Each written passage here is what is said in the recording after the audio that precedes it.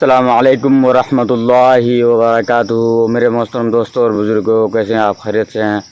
امید کرتا ہوں کہ اللہ تبارک و تعالیٰ آپ کی زندگی کو خوشیوں سے بھر دے۔ میرے دوستوں آج ہم سفر میں نکل رہے ہیں اور سفر کے کیا کیا سنتیں ہیں اور طریقے اور جو آداب بتائی کی گئی ہے اور جو کیا بولتے ہیں جو سفر کی دعا ہیں، تو میں ان تمام چیزوں کو آپ سے شیئر کروں گا دوستوں۔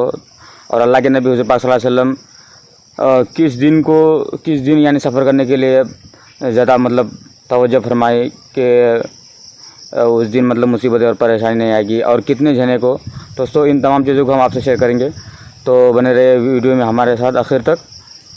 تو سب سے پہلے ہم دعا کریں گے جب سفر میں نکلے تو، اور بہتر طریقہ یہ کہ جمعرات کو نکلے، یعنی PPR ہمارے زبان میں جو دن کو بلاتا ہے، تو اس دن نکلے اور کم سے کم 5-6 آدمی ہوں، یا پھر کم سے کم 2-3 آدمی ہوں۔ وہ اس وجہ سے کہ اگر مان لے آپ کو تھوڑی بہت پریشانی آ گئی یا قضاء حاجت کے لیے جانا ہے، تو آپ کس کو سامان دیکھ کر کے یا دیکھ بھال کرنے کے لیے کس کو چھوڑ کے جائیں گے؟ کہ سفر میں کسی پہ بھروسہ تو نہیں کیا جا سکتا ہے، تو اس وجہ سے اب مان لے کہ اگر کشتی میں سفر کریں یا پھر یہ فلائٹ میں یا پھر ٹرین وغیرہ میں، تو اس کی جو چند جو شرائط ہیں اور کیا بولتا ہے کہ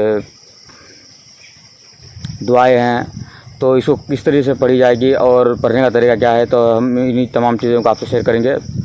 تو سب سے پہلے اگر ہم سفر کریں تو سفر میں دعا نیت کریں کہ ہمارا جو سفر ہے، ہماری جو منزل ہے، وہ صحیح سلامت تک ہو اور کسی قسم کا پریشانی اور مصیبتیں نہ ہو، اور اللہ تبارک و تعالیٰ سے دعا بھی کرتے رہیں کہ اللہ تبارک و تعالیٰ ہمیں آسانی سے اپنی منزل مقصد تک پہنچائے۔ تو یہ دعا پڑھیں جب سفر میں جائیں تو، سبحان الذی سخر لنا ھذا وما کنا لہ مقرنین وَإِنَّا إِلَىٰ رَبِّنَا لَمُنْقَلِبُونَ۔ اتنا پڑھنے کے بعد پھر سفر کرے، اور سفر میں جو نمازیں ہیں وہ قصر کی جائے گی۔ جیسے ظہر کی نماز ہے تو اس میں صرف جو ہے فرض 2 رکعت پڑھی جائے گی، سنت اور نوافل وغیرہ اس میں کچھ پڑھی نہیں جائے گی، کیونکہ سفر میں جو ہے وہ قصر کیا گیا ہے، قصر بتایا گیا ہے۔ اور اگر سفر میں مشکلیں اور پریشانی ہو تو اس نماز کو قضا کر سکتے ہیں، اور اگر سہولت ہو پڑھنے کی تو پھر پڑھ سکتے ہیں۔ لیکن سفر اب مسافر ایکچوئل میں کہتے کسے ہیں؟ شریعت کے مطابق جو 300 کلومیٹر یا پھر 75 کلومیٹر کم سے کم تک سفر کرے، اور کم سے کم 3 دن اس کو اگر بیت جائے تو وہ مسافر کہلائے گا۔ اور انہی تمام چیزوں کو ہم آپ سے شیئر کریں گے۔ تو دوستو یہی بات ہے کہ سفر بھی کرے۔ اللہ کے نبی صلی اللہ علیہ وسلم خود ہجرت کیا کرتے تھے، اور سفر جو ہے وہ اچھی نیت کے لیے ہو۔